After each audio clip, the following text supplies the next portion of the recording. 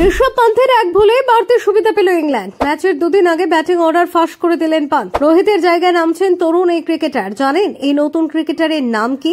Bharat England test নিয়ে ক্রমশ চলছে উত্তেজনার পারদ। রোহিত বিরাট অবসর নেওয়ার পরে কেমন হবে ভারতীয় দলের ব্যাটিং অর্ডার তা নিয়ে চলছিল চর্চা। অনেকেই বলছিলেন ওপেনে নামতে পারে শুভমান গিল।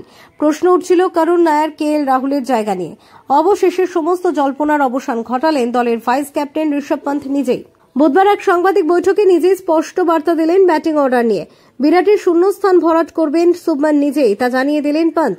আর কি বললেন তিনি? সচিন তেন্ডুলকার, বিরাট কোহলির পরে ভারতীয় টেস্ট দলের হয়ে 4 নম্বরে ব্যাটিং করতে নামবেন নতুন ক্যাপ্টেন শুভমান গিল। এতদিন মূলত ওপেন বা 3-এ নামতেন গিল, কিন্তু এই সিরিজে তাকে দেখা যাবে বিরাটের জুতোয় পা গলাতে। নিজের ব্যাটিং অর্ডার নিয়েও বার্তা দিলেন পান্থ। তিনি বলেন, 3 নম্বরে কে নামবেন সেটা এখনো ঠিক হয়নি, তবে 4 নম্বরে নামবেন শুভমান, আমি নামবো 5-এ। অর্থাৎ মিডল অর্ডারে নিজের জায়গা অপরিবর্তিতই রাখছেন পান্থ। আগেও 5 বা 6-এই নামতেন এই উইকেট কিপার ব্যাটার। তাহলে এবার রোহিতের জায়গায় কে নামবেন?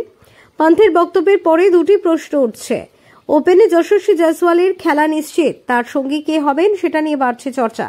এতদিন মনে করা হচ্ছিল শুভমান নিজেই 3-এ নামবেন, কিন্তু সেই সম্ভাবনা উড়িয়ে দিয়েছেন পান্থ। তাই এই দৌড়ে এখন আছেন 3 ক্রিকেটার, KL রাহুল, করুণ নায়ার এবং সাই সুদর্শন। রাহুলের পছন্দের পজিশন ওপেনিং।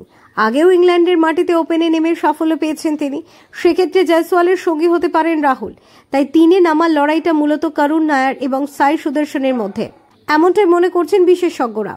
আর সাম্প্রতিকতম ফর্ম এবং অভিজ্ঞতার বিচারে কিছুটা হলেও তারা এগিয়ে রাখছেন করুণকে। অনেকে মনে করছেন রাহুল যেহেতু মিডল অর্ডারে খেলতেও স্বচ্ছন্দ, তাই ওপেনেও নামতে পারেন করুণ। অর্থাৎ রোহিতের জায়গায় দেখা যেতে পারে করুণকে। সেক্ষেত্রে 3-এ নামার সুযোগ পেতে পারেন সাই সুদর্শন। Bureau report, TV7 Bangla.